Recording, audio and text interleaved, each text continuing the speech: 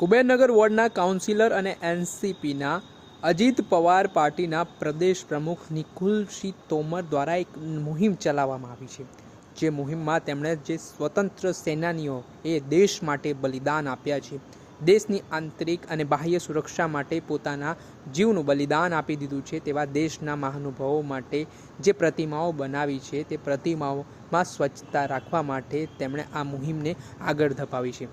ત્યારે અવારનવાર અમદાવાદ મ્યુનિસિપલ કોર્પોરેશનમાં સામાન્ય બોર્ડની બેઠક મળતી હોય છે, ત્યારે આ દરમિયાન પણ કુબેરનગર વોર્ડના કાઉન્સિલર નિકુલસિંહ તોમર છે ત્યાં પ્રશ્નો ઉઠાવતા હોય છે અને તેમનું પણ લોકોને આહવાન છે કે જે વીર શહીદ જવાનો છે કે જેમણે દેશ માટે પ્રાણની આહુતિ આપી છે તેમની પ્રતિમા ખાતે સ્વચ્છતા જાળવવામાં આવે, કોર્પોરેશન દ્વારા પણ આ મામલે ધ્યાન આપવામાં આવે।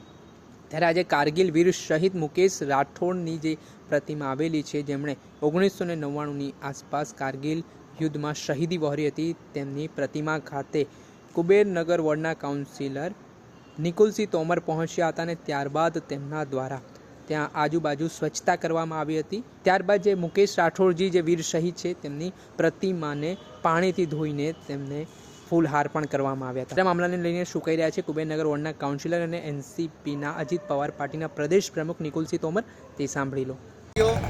जैसे कि पहले कॉरपोरेशन के बोर्ड में मैंने बोला था कि महान अनुभवों को हम साल में एक ही दिन याद करते हैं, जिस दिन उनका मरण तिथि हो या जन्म तिथि हो।